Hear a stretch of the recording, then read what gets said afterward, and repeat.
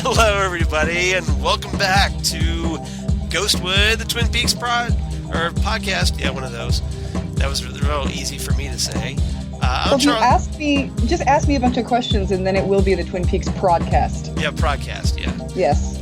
My brain started to go project, and then I was like, instantly go, no, that's not right. I mean, podcast, where you ask a lot of questions. Exactly, the podcast. Welcome to the podcast, everybody.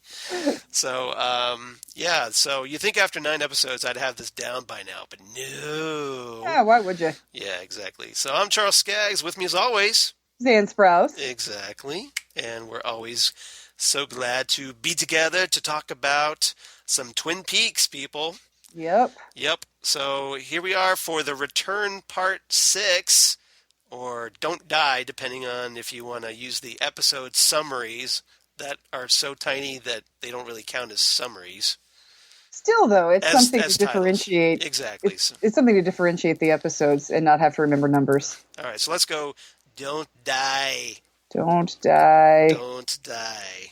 Which is good advice for anyone, but it's really good advice for Cooper while he's in Dougie's body.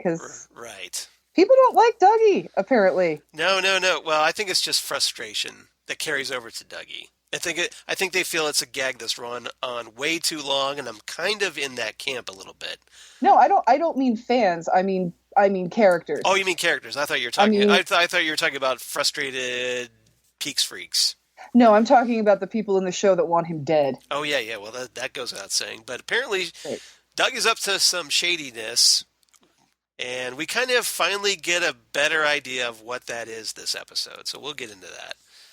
So obviously this episode aired on June 11th, 2017. Yes. And so first topic I want to just dive right in and talk about. We are living in a dark, dark age. We are living in a dark, dark age. Yeah. I was going to go with that or the you're in the doghouse, mister. Oh, I bet she did. Yeah, exactly. So, yeah, this is obviously Cooper in Dougie's body still. It's episode 6. We might want to move along with that. Just saying. And yeah, that would be nice, wouldn't it?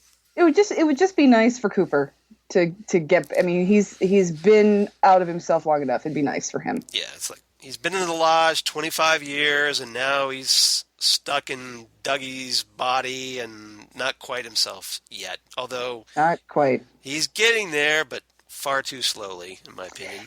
Well, I was wondering, I kept almost expecting this to happen when he was home after Janie E. had forgotten that she drove him to work, and so he had to get home by the cops. Right. And she made him a sandwich, and she just sort of left him to it. I was almost wondering if she was going to say, there's pie for dessert if you want it. And I thought maybe the pie was going to snap him out of it. That would be nice. Like the coffee is doing, but that has not happened yet. So. Yeah.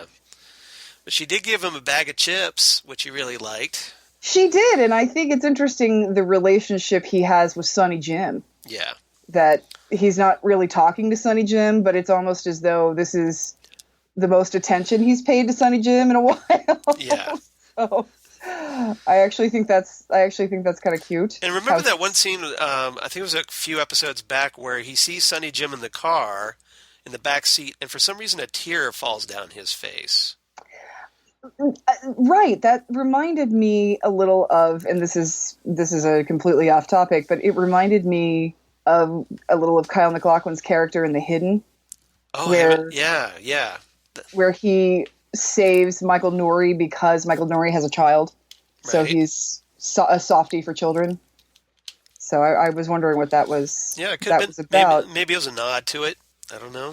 I don't know, because Cooper's never really been terribly emotional, or not necessarily emotional, but he's never really voiced an opinion about having children, wanting to be a father, right. Anything like that. He has voiced his desire to make love to a woman for whom he has genuine affection.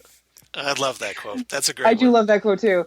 But he's never really said, I wish I'd had children. I wish that Caroline and I had been able to have children, or that Annie, he's never said anything like that. So Yeah. Well, I thought that was maybe interesting. now that he's been in the lodge for so long, maybe he kind of regrets the road not traveled. Or maybe he's just seeing what's going on and how many people it's going to affect, and how I don't know. I thought that was an interesting scene. Or maybe he's just crying because maybe the part of him that knows he's trapped is what's crying. The frustration coming Right. through, Right, exactly. like almost like an infant. Exactly. He can't do anything but cry. Right. So maybe that's where it's coming from. That's I don't know. possible. That's possible because Yeah. Janie E certainly treats him like an infant. And you get the feeling that she's used to doing that. Yeah. That this is not the first time she's had to take care of him. Like and, Dougie's her second kid. right. She has to make sure he goes to work. She has to make sure he. Yeah. If my husband came home and did not remember how to pee, Right. I would really be worried about him. I would really be. You're like, all right, we're going to the doctor. You're You're obviously going to the hospital right now. Something is wrong. You're either having a stroke or there's Yeah. Alzheimer's going on. Something's wrong. And the so, but Janie E is just, oh, Dougie, come on, let's go potty. Like, Yeah, she just he's got drunk and this has happened before or something like that. Yeah, completely like, she's not phased at all by it. No, she's not phased at all by his. Right. And neither of the people he works with. I mean, they have to help him pee too. That's true. So it just, what the hell is Dougie like in his regular? I know we almost his need regular we almost need like a prequel just to like see what Dougie was like before Cooper entered his body. Yeah, Fire Walk with Dougie Jones, just to figure out what the deal is with this loser. I mean, he's really Fire Walk with Dougie. He's really a pain in the ass. I mean, Yeah. Well, as we'll find out. So so what happens is he gets brought home, and we talked about he's saying goodnight to Sonny Jim. He's really fascinated by the clapper in Sonny Jim's room. He loves the clapper in Sonny Jim's room. Yeah. So he's really into that. And then all of a sudden, Janie just calls out and says, you get down here right now. And just unloads on him. He's going to stay with me, not tonight. Yep. I'll be up later. And so, the package gets delivered to the house for Dougie. And while he's upstairs saying goodnight to Sonny Jim, she looks at it, and it's somebody blackmailing him, or it's pictures of him with Jade, the prostitute. Right. So so everything hits the fan as far as Dougie's life goes, because because Dougie can't, Cooper Dougie can't really articulate anything, so he sees the picture of Jade and says the one thing he remembers, which is Jade give 2 rides. Right. And he's all happy about it, which just annoys Janie even more. Janie goes crazy. Oh, I bet she did. Yeah, exactly. So it was. I thought that was great. So, and then she gets a call on her really ugly landline phone. With a really long cord. They seem to have a lot of retro going on in their lives. Well, Twin Peaks in general has always had that kind of retro vibe to it. That's true, but these people especially. But it's usually been with decor and clothing and things like that, not necessarily with technology. But then again, there really wasn't a lot of technology to speak of. Yeah, and again, it's more that yellowish green color motif. Yes, the Garmin Bozia color motif. Green is its color. Green. Oh yeah. Huh. Wilson. Yep, I agree. And although I would think that would be more of a jade green, right? Oh, Jade give 2 rides. Yep. Jade green, the ring. See, it's all connected. Jealousy, green jealousy. I don't know. Yeah, and lots of metaphors you could apply to that. We're gonna have a shit shovel next week. We're making way too much out of this. Calling Dr. Amp. Oh, Dr. Amp. Dr. Amp. So, apparently the caller wants $52,000. Who has that kind of money? Exactly. Lying around. Exactly. And so Janie just says, "Okay, we're going to meet at 12:30." 12:30. I loved that. Which nobody in the world I have ever met says 12:30. I've heard that a couple of times, but really? it's been in jest mostly. Yeah. So, but I will say that about Janie E. She is she's sort of taking care of business. Yeah, she does. I mean, But then again, I think she's had to. right. I think that, being with Dougie, you have to, if you want something done right, you got to do it yourself, kind of thing. Pretty much. Well, we might as well continue and skip ahead to finish out her character arc. Okay. Because at the end of the episode, or toward the end of the episode, she meets up with the two guys that are looking to the blackmailers. The blackmailers. And one of them is Jimmy, played by Jeremy Davies, who's a great character actor that was on Lost as Daniel Faraday, and he was on Constantine. So I'm a big fan of Jeremy Davies. He's just like that kind of quirky. He's that the guy with the black mustache with the black hair, receding hair. So gotcha. Yeah, that guy. Gotcha. Yeah. So, 2 shows I didn't watch that you mentioned. That's so. okay. You should watch Constantine at least. That's what I've heard. It's only 13 episodes, and it was very underrated, especially for being on network TV. So yeah. They're looking for the money. They meet at a park, and they explain like, "Hey, Dougie owes us for a gambling debt." But go ahead. And she just deals with them. She's like, "Listen, that nobody would get you that kind of interest. So here's what I'm going to give you, and you're going to turn around, and we're never going to see you again." And they're like, "Okay." This was a fantastic scene where she just lays down the law for these guys. And she just says, "This is what I'm paying you. Deal with it." Naomi Watts was just phenomenal in this. She's fantastic in this. Yeah. And she's just like, look, this is like the reasonable rate that I would get at any bank would be this, like 20. So I'm going to offer you 25,000. Yeah, exactly, 25,000, and then this is more than reasonable. And then the guys are like, tough dame. Yeah, and then they just walk away with their money. They're fine. Yeah, they're good to go.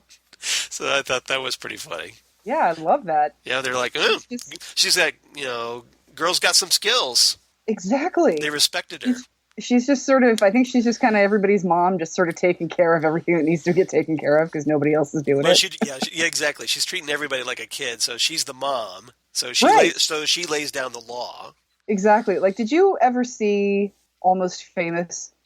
No, I have not. It's written by Cameron Crowe, and it's based on his life as a young journalist who goes on, when he went on tour with Led Zeppelin. Okay. But the character in this movie goes on tour with just a band that's made up for the movie. And the mom is not particularly happy about this, and it's Frances McDormand. Oh, okay. And she's kind of a hard ass, and so she's talking to her son on the phone, and she's like, "Put him on the phone." And he says to the lead guy of the band, "She wants to talk to you." He's like, "What?" And so he's sitting there, he's like, "Hello? Yes, ma'am. No, I'm sorry. I promise. I promise." Like, and it just doesn't matter who you are when somebody yells at you in that mom voice. Right. You just fall right in line. Right. You just regress back to being a child, going, "Oh, I am in trouble." Right. That's funny. I have to check that out. Yeah. All right. So let's get back to what Cooper was up to. So immediately after that scene where Janie E talks about the meeting at noon 30. Meeting at noon 30. All right. So I want to bring this up because we finally see the stoplight in Twin Peaks again. Why? And I thought that was interesting. And we hear the electrical sound. Remember, listen for the sound? Yes. And so we hear that. Now, in the original series, that stoplight was always seemed to be associated when something supernatural was going on. That's true, or something bad was going to happen. Exactly. Like something bad juju's in the air. Exactly. So we finally see that again because it turns to stop and turns red. And so then we cut to Cooper as Dougie studying the case files. And yes, and what is he drawing on them? Yeah, exactly. Because first he has a vision of Mike, right, in the Black Lodge, telling him, "Don't die." Well, first he says, "Wake up." He's trying to get him to snap out of it. So I think, and even Mike, the one-armed man, is kind of fed up at this point. Wants Dougie to be Cooper already. He's like, please. Come on, let's move on with the story. Wake up. Come on Wake back. up. Don't die. Don't Die. die. So, And that's what's going to happen if he stays in Dougie much longer. He's going to die. I right. mean, So I'm hoping this will accelerate things, move it along. But that'd be nice. yeah. So when he starts Because if Cooper dies because somebody wants to kill Dougie, I'm going to lose my mind. I think everybody will. I think Oh my everybody will god! be like, they'll just like upend the table, like that's it. I'm done. I'm out of Right, here. right. I I think we're quit. going to have to give David Lynch a call and say, we need to talk, sir. You're gonna have to make another series to fix this. I don't think you understand what we've been waiting for this whole Exactly. time. So could you please help us out and like just completely redo that? Thank you. Yeah, exactly. Yeah, there would be a mass lynching. Get it? Oh, I see what you did See there. what I did there? Yeah, I I know. see what you did there. Obvious joke is obvious, but um, so so Dougie starts drawing, like you said, on those case files, and he starts drawing what appears to be, it looks like steps, like that Steps and ladders. stairs, and then Yeah. yeah, stairs and ladders. So he's like, either maybe he's trying to like, this is a way of his psyche climbing out of the abyss that he's in. Or is he remembering the space stairs that he had to climb to get out? I don't know. I We don't, couldn't. I did not know what that's going to eventually turn yeah, out to be. exactly. So yeah, so he's drawing this on certain files, and he draws lines to like names and things, circles them, and he sees like those like these pinpoints of like green laser light on the files. Right, he does. Just little dots, little green Yeah, dots. yeah, just something to kind of point him in the right direction. Right, and he just draws circles around them and Yeah, crosses them out, or starts his ladder there, yeah, or yeah. So it's just, very cryptic. it's like he's being guided. Right, but by what Exactly. Good question. or whom? So many questions.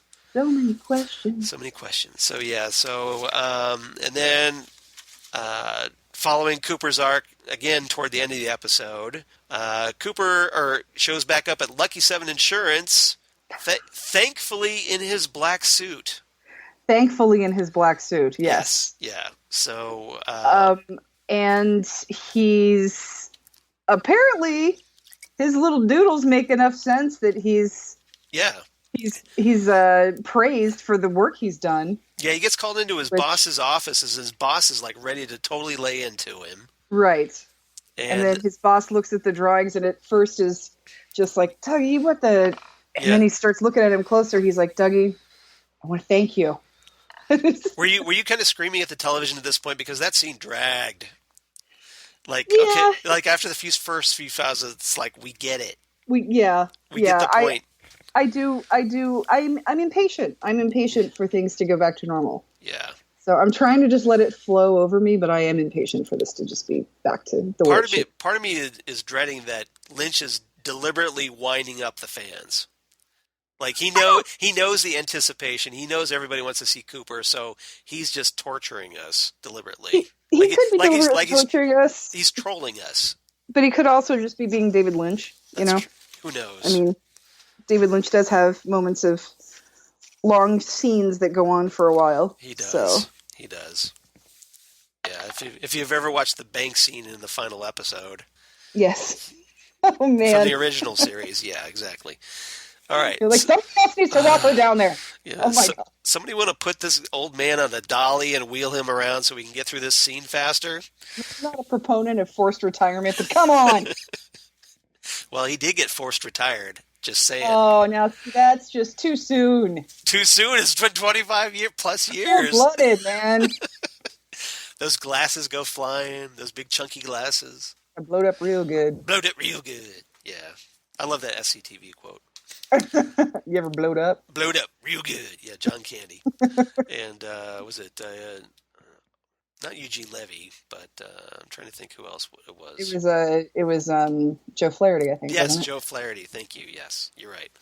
Okay, so they apparently the boss, Dougie's boss, says, "Okay, we're going to keep this discovery between us, right? Right. Whatever it is. Right. So, He just blew the lid off of this, but we don't know what it is yet, though. and then Cooper totally fails the handshake. And his boss says, Dougie, you're an interesting fellow. Coming around. Yeah. Yes. He comes around completely the wrong way and just kind of stands Comes there. completely around the wrong way. Yep. So that's kind of where we're left off with Cooper, still fumbling in the dark, sadly. Right. All right. Now, on a more upbeat note, the next scene that really follows, the next character arc at least, is Albert Rosenfeld. Oh, this was so amazing. So, again, props to my friend Troy for predicting this. Yeah. He called this completely. That's true. I saw your post on Facebook about that. That was so. He called this completely. So yeah, this was the big shocker in my opinion of the episode. I think so too. I was just, my jaw hit the bottom of the floor, I think, in my living room, because it was just that much of a stunner to me. So yeah, we have Albert. He's driving in a car, presumably to meet the mysterious woman. He knows where she drinks. And this is, I cannot stress enough how important this work is that you're doing, Albert. Yeah, exactly. So it's raining, and it's a cold rain. So, of course, Albert is really not happy. But he's in a bad mood. But again, Albert's always in a bad mood for the most part. And so he drives over. It's a bar named Max Vaughn's. I have no idea if that's important or not. And so he meets the contact they were talking about. He was talking about with Gordon earlier. And so he walks inside, and we see this like platinum blonde Bob. Yes. Haircut. Bob is in haircut, not Bob is in Frank Silva. Exactly. That's an important distinction. Thank you. For this podcast, it is. Exactly. So a very slender woman who turns around, and surprise, it's Laura Dern. And Albert calls her Diane. Yes. At long last. All of these years, Diane. We have a sighting. We have a Diane sighting, and I was just ecstatic over this. I was like a little kid who saw Willy Wonka's chocolate room for the first time when she turned around. I just was like, ah! I was so excited. Yeah. That was just like, you're like a little kid anticipating. Oh my something. gosh. Yeah, it was great. So, my wife Lori is looking over at me like, what's the big deal? I don't get it. You're like, trust me, babe. This is like this is important. This means something. Exactly. This is important. Yeah, and so I guess your friend was right. Called it. Yes, he called it. That Laura Dern was Diane, which makes perfect sense because Diane has a strong connection to Cooper, and Laura Dern obviously has a strong connection to Kyle MacLachlan. Well, they did at one point, that's for sure. Exactly, and Blue Velvet. Of course. Right. She has a strong connection to David Lynch because of Blue Velvet and Wild at Heart. Right. And we've talked before about how Blue Velvet was the precursor to Twin Peaks. It set up the pattern, I think, for the Twin Peaks world. Right. It was the inspiration. Yes. Yeah, I'd say so. So, yeah, this was big. This was huge. It was a very short scene, but a big one. It was amazing. And I love, I can't repeat it here because of the podcast people that I work for, or that publish our podcast or post our podcast. But yeah, it was a great line. I could do the Howard Stern version and say like mother effing Gene Kelly and this motherfucker Rain. So I love that. That was just like a complete. That's the Albert I wanted to see.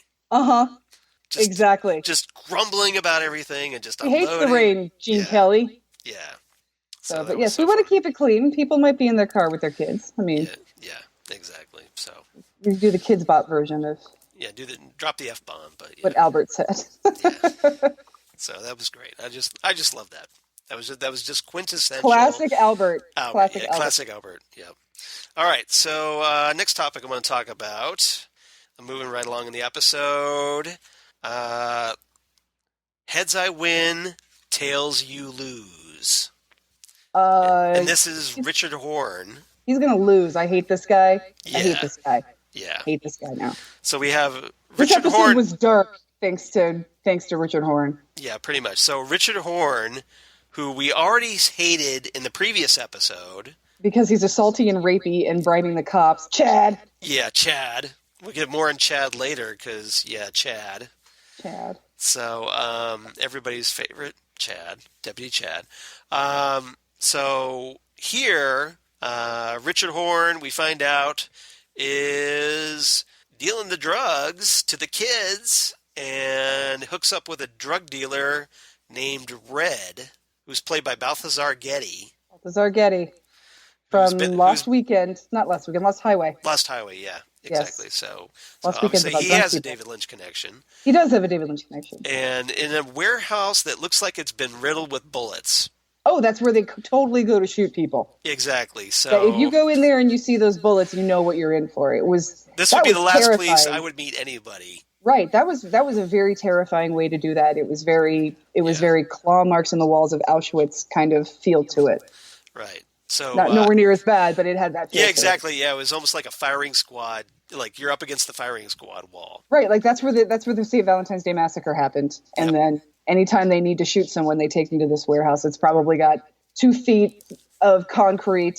Right. So no one can hear it, and no one's going to notice the bullet holes. And yeah, these are not good people. This is not just Bobby buying drugs from Leo. I mean, these are bad people. Yeah. Yeah, I'd say this is definitely a step above or step below, depending on your point of view. So we have Red's there with his bodyguard, and he kindly tells Richard Horn that I'll saw your head open and eat your brains. Yeah, that's which is always a lovely discussion topic. I don't know about you, but I would take that as a threat. Yeah, just a little bit. Yeah. And then he starts acting really strange. Red does. He starts, waving his hands around, trying to do like kung fu moves, and says, "Have you ever studied your hand?" Like he's tripping on something. He just gets really out there for a few minutes. Yeah. And then he takes out a coin, and here's where it gets really weird because he flips the coin in the air, and it stays there for a good while. Yeah, how's that happen? So is because Red... it looks like just like an ordinary dime, but so we thought, okay. At first, we thought this Red guy, okay, maybe he's just like some shady guy like Hank Jennings back in the day. Yeah, but he's whoa. But apparently he's more than he seems. He's more than he seems. He's like even meaner than Jean Reno. Right. But he's also got something. Yeah, he's got something supernatural going on. Something going on with him, yeah. Yeah, something's going on there. So obviously there's a lot more to this guy's story that we need to find out. Oh, yes. Like we need more questions. So many questions. But hey, we've got 12 episodes more. Yay. And so he the coin lands in Richard's mouth, and then he catches another coin, and then Richard realizes the one that he had is gone. Right. So, yeah, weird stuff going on. Yeah, that's the coin and the ring. They're here 1 second, and then they're gone the next second. Exactly. So, yeah, more magic tricks. Almost like, Mrs. Chalfont's grandson. He loves magic tricks. He loves magic tricks. So Richard doesn't deal with this well. He's that typical type of weaselly, cowardly criminal. Yeah. Where, he's completely rattled to his bones and ready to pee himself while he's in there. And then he's driving away and he's like, nobody tells me what to do. And then he gets tough. Yeah, exactly. When he's not there with the guy. Yeah, with Red. exactly. Yeah. So big coward. But he seems like he's already tripping balls. Like big time. Oh, yeah, he's losing his mind. He's out of his mind on something. He's all raging. Yeah, and so he's speeding in his truck, and of course, do we want to talk about Carl first, or do we want to just finish this off first? We'll talk about because there's a lot of storylines that kind of intersect here. So we'll talk about what happens, and then we'll talk about who sees. Okay, yeah, we could do that. That's a good idea. Okay, so Richard's like, he's just read this, blah blah blah blah blah blah blah. Just talking trash now that he's by himself and nobody's going to shoot him. Right. So Now he's brave.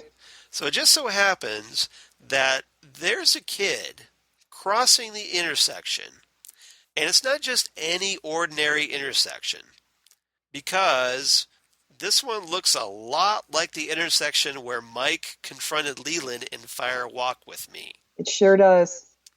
You know, when he's all yelling at him and It's your father. yeah, exactly, and like Leland's just not trying to tune him out and just gripping the steering wheel with everything he has, and Laura's just freaking out like, And why is this guy yelling at us? he looked familiar. Did I know him? Yeah, exactly. Yeah, it does And look. really, really intense, stressful scene. So yeah, it's that exact same intersection. And so he runs this kid over, Oh, and we get to see him actually hit the kid. he smacks right into this kid. It was very jarring. I wasn't expecting to see that much. I know it's cable. This kid goes, I mean, I don't mean to put this lightly, but this kid goes flying like, like somebody kicked a football. Oh, he just smacks right into him with the truck, and he just disappears, and then he's this crumpled, bloody mess. I mean, he's obviously dead. He's obviously killed him, and then of course Richard's driving away. Like, I said, get out of the way, because nothing's his fault. Exactly. So Richard, obviously being the total douche that he is, he's the worst. just keeps on driving. I thought I hated Chad, but yeah. Richard, I hate even more. Yeah, there's a nice little back and forth of who we're going to hate more, Chad or Richard. But right now, Richard, I think, is the lead. He's somebody's got to do something really bad. As far as we know, Chad never ran over a kid and hit and run. Seriously. Yeah, so right now, congratulations, Richard. You're number 1 on our douche list. You are the worst person in the world right now. Yes. The biggest douche in the universe. Yep. Here's your trophy. Yep. To quote a South Park episode. And the and this happens in front of a bunch of people. Right, exactly, including a teacher named Miriam, who we had seen previously in a very tiny scene at the Double R, right, where she gets a couple pies or 2 pieces of pie from the Double R diner, and she gets a good look at Richard. Yes, she does. She looks him straight in the eye when that happens. So either that's bad news for Miriam if he tries to track her down. Oh, I hope it's bad news for Richard. Or hopefully it's bad news for Richard. Because he's a horn, so I'm assuming people know who he is. Yeah. So when Hawk shows up, I hope somebody's able to say, oh, that was Richard Horn. Yeah. So hopefully, Miriam makes a little call real quick. Yes. And rats him out. So he's racing, and then of course he ends up driving to a secluded spot, just hosing off his grill. Not even. He gets a bottle of water and a Kleenex or something, a paper towel. That's gonna do it. That's gonna wash away. Well, blood. to be fair, if he is stoned, True. if he is high, then he's not gonna really think this through.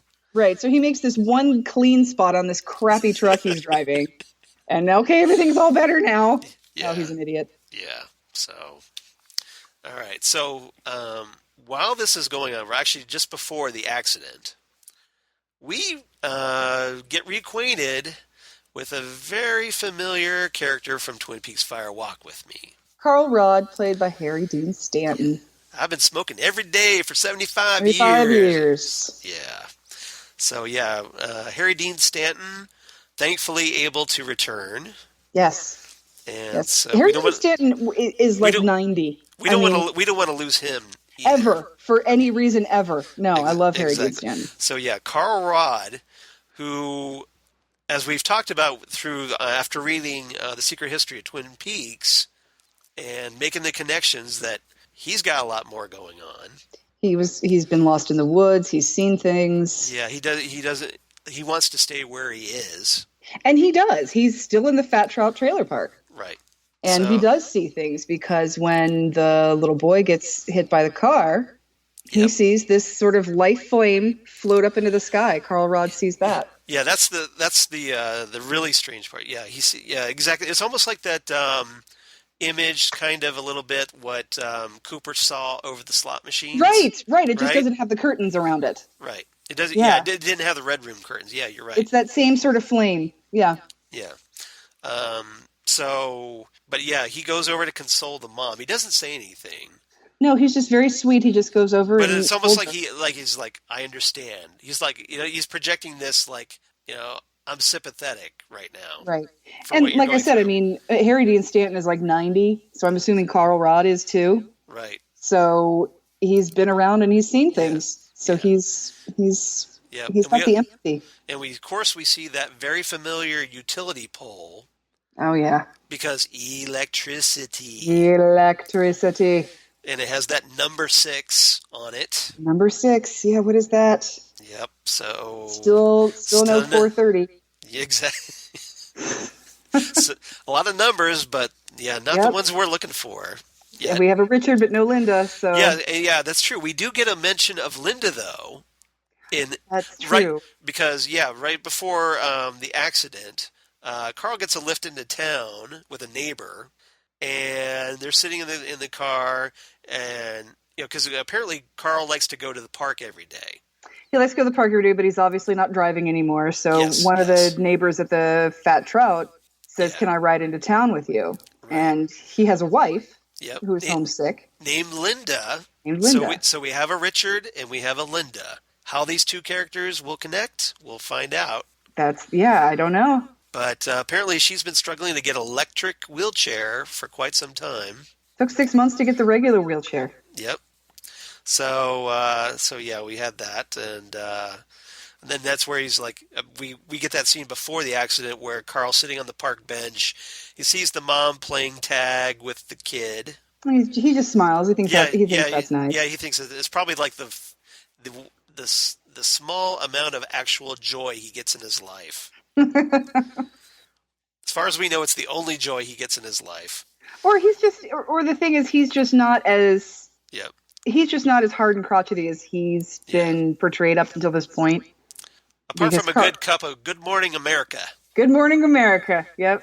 But, with the whole don't ever knock on my door before 9 a.m. ever, that kind of stuff. And just his being kind of a crotchety curmudgeon. Yeah.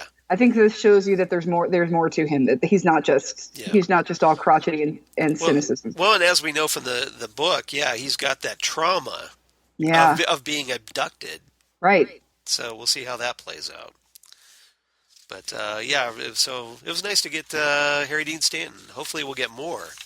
It's always nice to see Harry Dean Stanton. Exactly, because I got to think that there's some unanswered questions there as well. Obviously, Absolutely, especially since he was in Fire Walk with Me. He was just something to tell us about the Chalfonts and tell us about Teresa.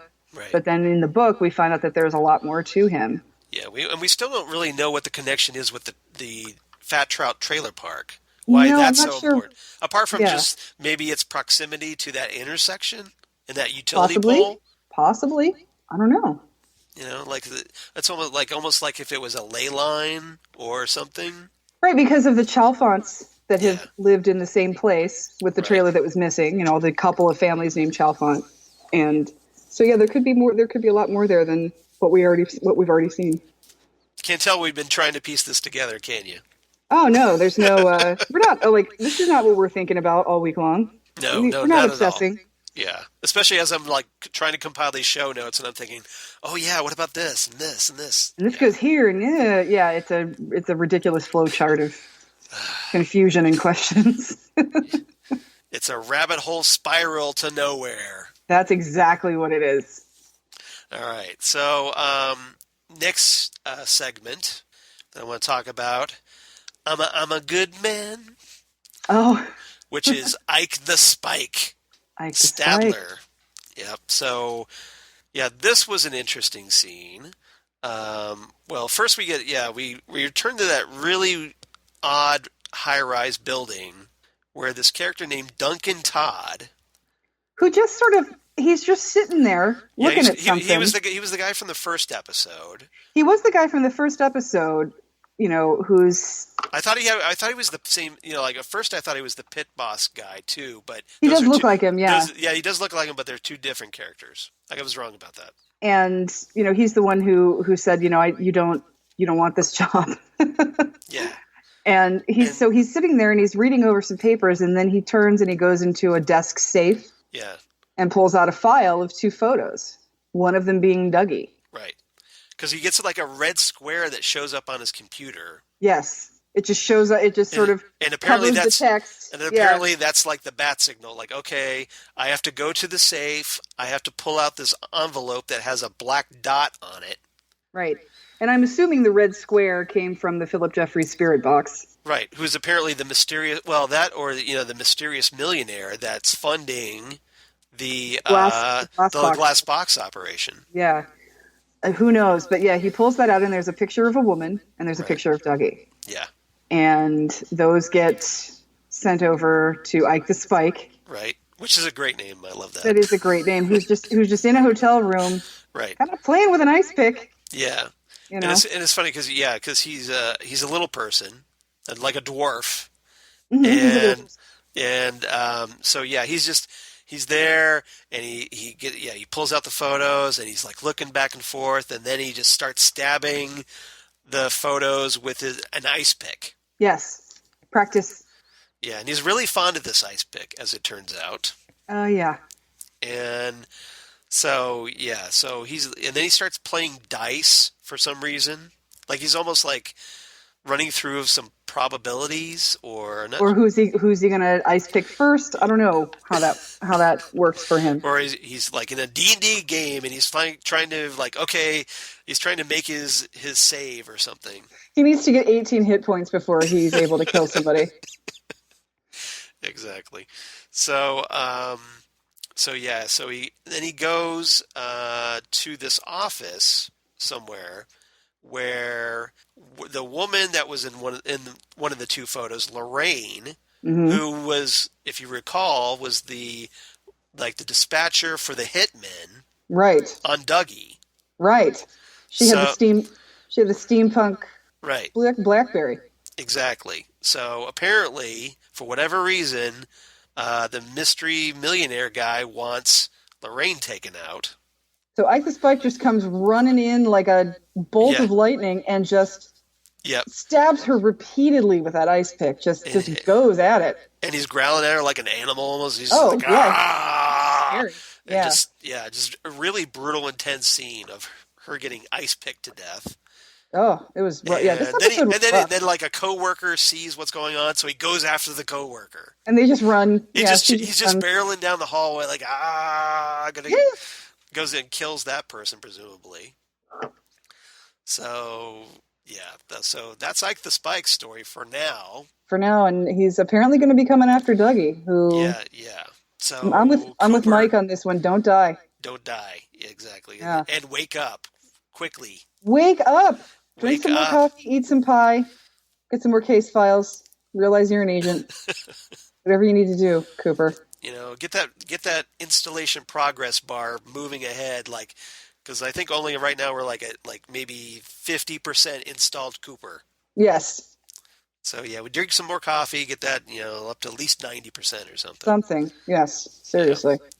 So that's like the Spike story, and then the last thing I want to talk about. This is the best thing. Use the ladies' room, Chad. Use the ladies' room, Chad. Nobody likes Chad. Hawk, of course, has no time for Chad. No, Hawk does not have time for Chad. Yeah. For Chads, seriously. He barely has time for Andy and Lucy, let alone Chad. Right? Well, that's the thing. He's got a patience there for Andy and Lucy. But he's got history. He's got history with them, but Chad. Yes, nobody. Chad. And nobody in the department likes Chad. Nobody does. Why would you like Chad? Exactly. There's nothing to like. Seriously. Because for one thing, he ends up making fun of Sheriff Frank Truman's son's suicide, which is not cool. Well, yeah, because apparently, we found out that the other Truman's son was a soldier, probably went over to Iraq or something, got traumatized over there, came back and killed himself. Yeah, PTSD, suicide. And I will Chad's say just that, all ooh, he's a crybaby. He's and Sheriff Frank Truman is married to a woman who is a little bit of a temper. Yeah. I think. Yeah, there's some very There's some family issues going on at yeah the Truman family right now. yeah apparently yeah because she's all yeah Frank Truman's wife is all pissed off at him because her father's car isn't fixed. And And those Frank guys said it would be fixed last week, and it's ex- still not I mean, yeah, just everything and she is throwing her off the deep end. she is riding Frank Truman hard. Yes, she is. And And, he's just sort of sitting back, going, yeah, let her tire herself out by yelling at me. exactly. He's all very Mr. chill. Mellow. He's all Mr. Mellow. Yeah, And yeah. and then I think the police dispatcher makes a comment that to Chad, she says that well yeah she wasn't always like this. She wasn't always like this. Yes. So Obviously the losing her son there's a lot going on started in the her family. going down a dark path. So Yeah, there's a lot going on in the family. yeah. So, but anyway, so Hawk's in the bathroom, Right. and he drops a nickel, An Indian head nickel. an Indian head nickel, and he sort of follows it with his eyes and sees that it goes into another stall, and then At first you're thinking ew. First you're thinking ooh, and then you realize that Hawk is very observant, so Hawk is trying to figure something out. Yeah. So it goes into the other stall, and Hawk notices the company name that makes the door. Right. Nez Perce. Nez Perce, yes. And so, which isn't that supposed to be I think Hawk's it's tribe as well? Exactly. I think that's his family tribe. Because I know that's a Pacific Northwestern tribe, and I think that is Hawk's heritage. Yeah, exactly. So we finally get an explanation for the Indian heritage line. And he notices that there's a screw out of that door. Couple screws. Couple screws. So then he goes and gets a crowbar. Yeah. And Starts pries prying the hell out of that thing. He's prying the door open. Chad walks in. And then that's when he's like, use the ladies' room, Chad, because he doesn't have time to explain what he's doing to Chad. Yep. And so I'm going to go tell Sheriff Truman. Yeah, okay, have fun with that. Yeah, exactly. Hawk could care less. Yeah, he so does not care. Doesn't. And then he finds handwritten pages. Yes. Oh, no. What handwritten pages have been hanging out there as a dangling plot thread for 25 years? Missing pages of a diary, perhaps? Ding, ding, ding, ding. Ding, ding, ding, ding, ding. Let's look at the survey board. Number Survey one says- answer. Yeah. Bing. Yeah. So yes. So this is- Laura Palmer's diary pages. This was not a good time for me to see a cut back to the Roadhouse. I was not happy about that. Right. I You're like, was damn it! don't leave it there. Damn it! Yes, exactly. Because we know when we start seeing a band, the show's over. Yeah. I know what the music means. And I had to wonder about that bathroom stall. Was that the same bathroom stall that Philip Gerard, the one-armed man, was in? That is exactly my friend Troy's theory. That's my theory. Yes. It's my theory, too, that's where Philip Gerard was when he was in there. When he was hitting selling the chemicals. shoes. Without chemicals, he points. Yes. So, yeah, that's what, and wow, this is a big thing. Yep. It's pretty major. So we'll see. So what do those missing pages have to tell us? Well, I think it's going to tell us where the good Dale is. Again, Right, because remember, Annie said write it in your diary. Your diary. The good Dale is in the lodge and it can't get out. Write it in your diary. That's a great theory. I like that theory. And Hawk says to Hawk, if I ever get lost, I hope you're the man to find me. Nice. So I like where you're heading with this. That's my theory on this one. Like I said, Troy shares it with me. But I'm going to give that theory a big Cooper thumbs up. Good work, Andy. Exactly. So, yeah, that's what I'm thinking, is that it's going to tell us it's going to tell them what they need to know about where to find Cooper. Right.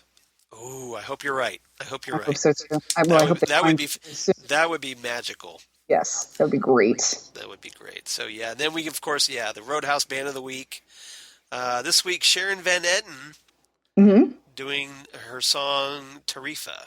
Yes. So, thought it was okay. I mean, it was all right. Yeah. Well, the thing is now it's that every time I see the band, I'm like, no. Yes. Yeah. Well, they tried to throw us a curveball here a couple episodes ago by having the band a little earlier in the episode. A little bit earlier when we saw Richard and Chad. Yeah. But oh my gosh, yeah. It's like when I see the band, it's like I'm just sort of really bummed out. Like, oh man, Yeah, that immediately makes me look at the clock on and go, "Oh, it's oh, time to go." 57 minutes. Dang Now, it! now I have to wait another week. Dang No. it! Yeah. So that's where we leave off. And until next week. Mm-hmm. Yeah. And I love how they're not doing any of those next time on Twin Peaks things. They're just doing a basic Twin Peaks commercial afterwards. They're Right. like, yeah, Yeah. we're not going to give you any teasers anymore. We're done with that. Yeah, they're just like, we're not giving you a single hint. Nope, nope. You don't get nothing. All you get is You just those have to. very tiny episode summaries. That's it. That's Right. all you're That's getting. it. Of the episode you just watched. Yeah, exactly. Nothing new. Nothing for next week. Nope. Just what you already watched. Just one line of dialogue from the episode that drives you nuts. Oh, What does it mean? does it Tell mean me. so many questions? Yeah, Yeah. so hopefully we get more of Diane next week. I hope so. I hope so. This is And, very exciting and because obviously we want to know about those missing pages.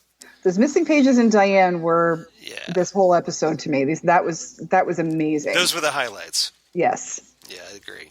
And so And Carl Rod, I thought, was a good highlight. Colrad is, yeah, like I've said this before. I absolutely love Harry Dean Stanton. Yeah. He's in so many things that I love, and he's just Harry Dean Stanton. And I still can't get over that he was in the Avengers. he gets to be in anything. He's amazing. I know. I know he's allowed. Yeah. Yeah, I mean, and he does things like, he gets to be in Repo Man Yeah. and Pretty in Pink. Like, That's you know, right. He's in that, isn't he? yeah, it's Molly Ringwald's father. Right. And so, and of course he's an alien. Yes. And the best scene in Alien. So Looks up. yeah, looks up and Yeah. Feels the rain on his face from uh-huh. yeah, Not rain. or I mean, yeah, not rain. Not rain. Nope. Nope. It's very depressing. Not rain. Yes. So yeah, he can do anything. And even though every time you see him, you're like, oh, Harry Dean Stanton, you still believe whatever character he is. He hasn't been typecast, or No. he's not. It's not like you think Harry Dean Stanton when you see him, or you expect him to be his own personality. No, he's just wonderful. Yeah, he is. So I was glad to see him return. So hopefully we'll get more. Yes, me too. Yeah. You know who else I was excited to see? Yeah. Heidi. Yes, I forgot to mention Heidi. So yeah, Heidi, the giggling waitress at the Double R, Yep. who's always jump-starting the old man. Yep. Seconds on Knockwurst. So yeah, I just think it's cool that she's still there too. I mean, And apparently she has Norma. the exact same laugh all Yep, these years she later. sure does. Norma has provided Twin Peaks with, apparently one of the best places to work ever. Yeah, nobody wants to leave working for No, Norma. why would you? And so she's probably like, I don't have to worry about interviewing employees or whatever, because I have the same crew I had 25 years ago. Yeah, once you work there, you're just going to work there forever because Norma's just amazing. Yep, you got Toad in the back. Oh yes, Toad, who is no longer with us. Sadly, no longer with us, but he did get a tribute, at Yes. the dedication. So that He was did good. get a dedication at the end, which was nice. Yeah. And apparently his family, I was reading this, that his family had no idea he was doing this project till after he died. Really? Yeah, so they were very excited to find that out, and he was very happy to find that out. Good. Well, that's nice. That's good to hear. All right. So yeah. Okay. So what's your review for this one, or what's your rating? I should say. What is my rating for this? I'm going to say 8 out of 10 potato chips. Okay. Bags of potato chips, Yes, 8 out of 10 or bags. just the individual potato chips. Potato chips on your comforter for later. Yeah. Part of me was like, dude, kid, you might want to get that potato chip Dougie left you because it's just going to get crumbs everywhere. It's just, don't roll over on that, man. Yeah, yeah. Just eat it. And then you'll get ants. This is how we get ants. Do you want ants, Pam? Because this is how we get ants. Break out the Archer references. All right, and I'm totally in sync with you on this one. I give it 8 out of 10 Indian head nickels. Nice. I was going to go with that or bent ice picks because poor Ike the Spike bent his ice pick Oh, killing that second worker, and he's like, "Mm." yeah, he feels kind of bad about that. I don't Yeah, really have a lot of sympathy though for Ike the Spike. no, but He's crazy, man. I don't want to see that guy coming after me. He runs yeah, like a cheetah just coming at me. He's fast. he's pouncing on you before you know it. Yeah, before you even know you're dead. Before you even Yeah, know he's there, you're dead. yep. So All yeah, it's right. rough. But Yeah, yeah, this was we need to stick the spike on Richard and Richard Horn. yeah. Oh, I'm Yeah, all over that or idea. That works for And me. Chad.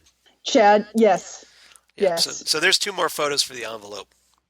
Yeah, just slip a picture of Chad in Yeah, return there. we'll just slide that in. All right. So Zan, where can they find you on the interwebs in the meantime as we wait for next week's Twin As Peaks? we wait for next week. I am on Facebook, Zan Sprouse. I Yes. am on Twitter and Instagram and Google Plus as Udinax19. Right. And I'm also one of the admins on the Ghostwood pages, so Exactly. I'm around for that. What about you, Charles? Well, strangely enough, I'm also an admin on the Ghostwood page. Hey, how Go, convenient is that? how crazy goodness is that? So, yeah, also, I'm on the Twitter machine at Charles Skaggs, Instagram at Charles Skaggs, coincidentally enough, Facebook, of course, Charles Skaggs, and Google Plus for all you crazy kids in the Google Plus, and of course, my blog of geeky things.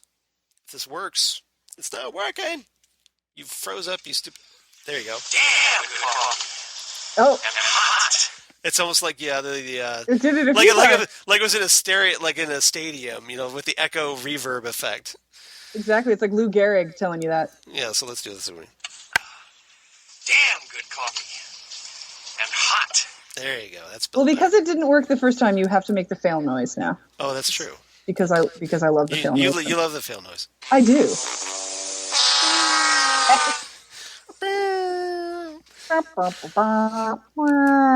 That's the sound like when Ike the Spike looks at his bent ice pick. Yes, exactly. Great. You just lost it, Plinko.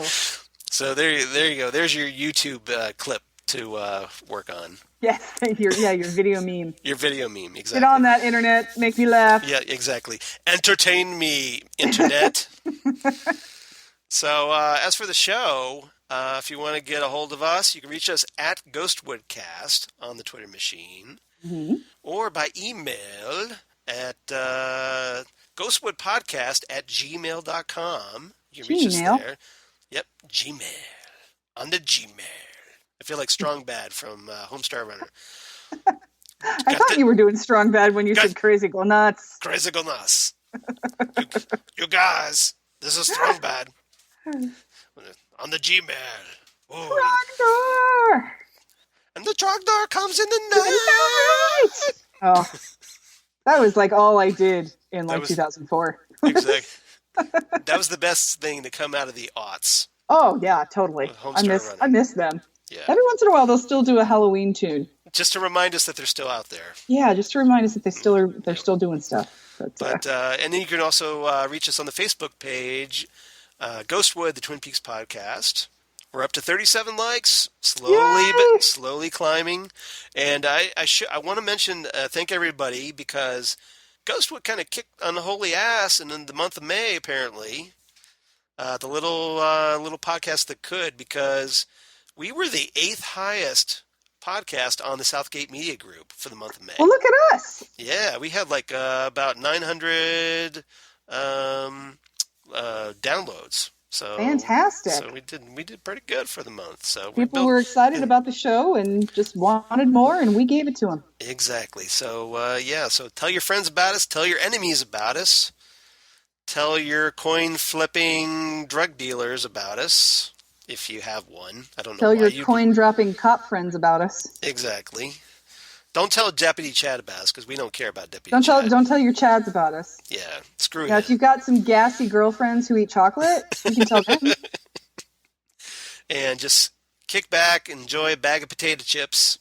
With your Sonny Jim, and listen to Ghostwood. Listen to Ghostwood. So, yeah. So, Thanks to everybody for that. So I want to give a quick shout out for that because that was awesome and Yes, nice thank to you see. so much. So yeah, we're kicking butt here. So not too bad. Fantastic.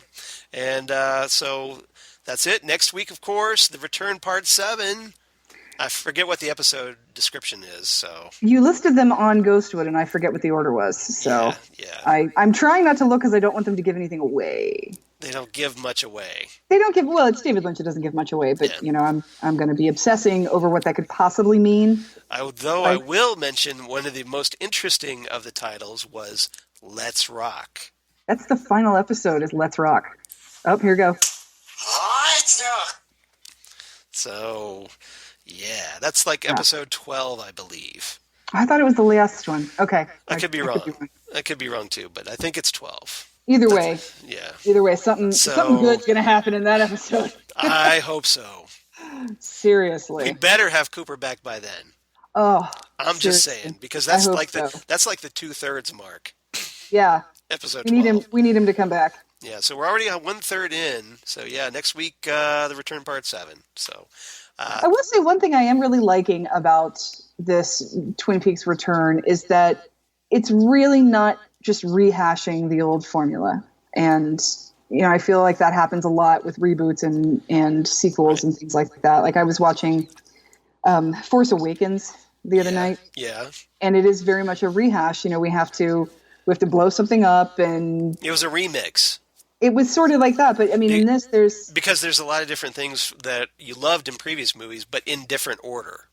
Right, and it was very rehashy, and I love it. Yeah. I'm not going to say I don't love it, but I do love that Twin Peaks is going in a completely different direction, with completely different crimes and completely new things, and we are seeing old characters, but they're not the focus. Right.